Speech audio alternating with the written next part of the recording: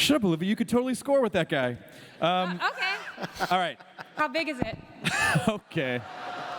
It's a normal question. Oh, I miss hanging out. I miss you I totally too. miss hanging out. How big is yours? Well, Already? 7 inches. Right off. she did just chug a beer. I'm a little, all right. I did chug a beer and I lost. Let's start at the end with Jerry. Jerry, how did you find this movie? Did you read the book and say this is something that I need to be involved in? How did you come into the project? We found it about 10 years ago. We found the book, and we're really excited about it. It's based on a true story about Ralph Sarchi's life in the Bronx as a detective. We love bringing verisimilitude to audiences, hopefully experiences that you'll never have, but Ralph had them. And Scott Derrickson wrote the first draft of the adaptation. He went on to do other projects and did some very successful movies and came back to it, and we're very fortunate that he's got the movie made and with this wonderful cast. So just because you've done pretty much every kind of everything, movie and television, what is it specifically about this genre that you were like, oh, this is something I really want to tackle? You know, we love procedurals. We've made a lot of procedurals for television. This is part procedural, and it has a paranormal element, which I've never done before, and Scott is the expert on that based on his previous work, and we really relied on him to bring something that's extraordinarily scary and true to the screen. Excellent. Eric, Bana, how are you? Hey, we didn't meet backstage. Hey, you too, man. Thank you.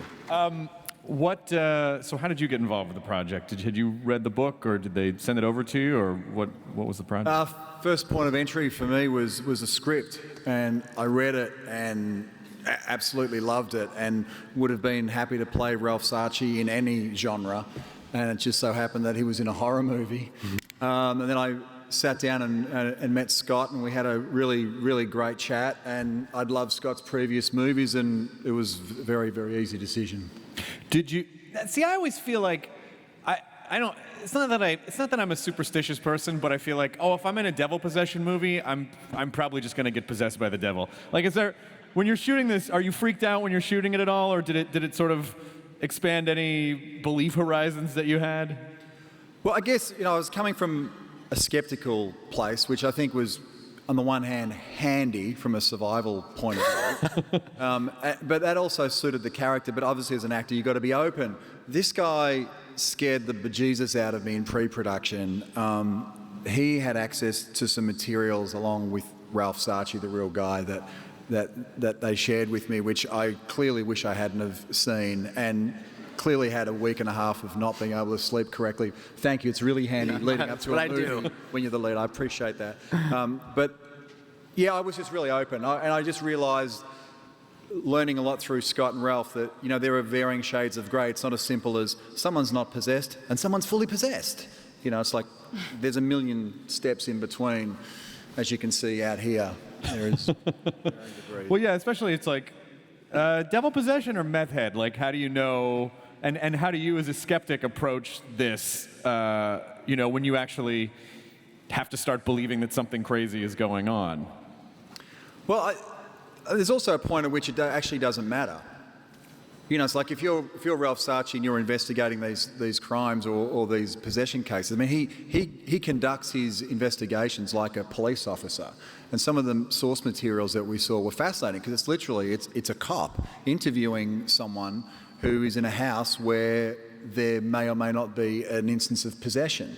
So it's actually a very analytical, very procedural point of view that was grounded in reality, which scared the hell out of me, and I hope it sort of helps the audience kind of, I hope that it grounds it for the audience as well. Yeah. Édgar, your character is the priest, and that's also based on a guy who wrote a book, correct? It is based on two characters, a Catholic bishop and a Catholic priest who accompanied Ralph Sarchi throughout, the solving of the cases that are, reflected in the movie. So what was your point of view coming in? Well, I was raised Catholic, so I was pretty much familiar with the symbolism, with symbolisms in the movie, and of course I watched by accident The Exorcist when I was 6 years old. Oh yeah. Yeah, it was an accident because then I couldn't sleep alone or without my lights on for the following 2 years.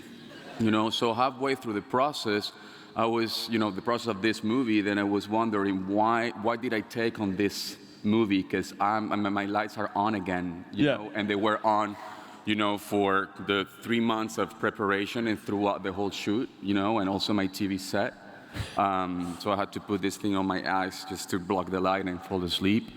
But I think that it has, you know, it had a lot to do with confronting those childhood, you know, fears. And of course I walked into it with an open mind. You know, I cannot really deny or claim the existence of something that I don't fully understand. Right. You know, so I kept an open mind, and I walked out with a broader open mind.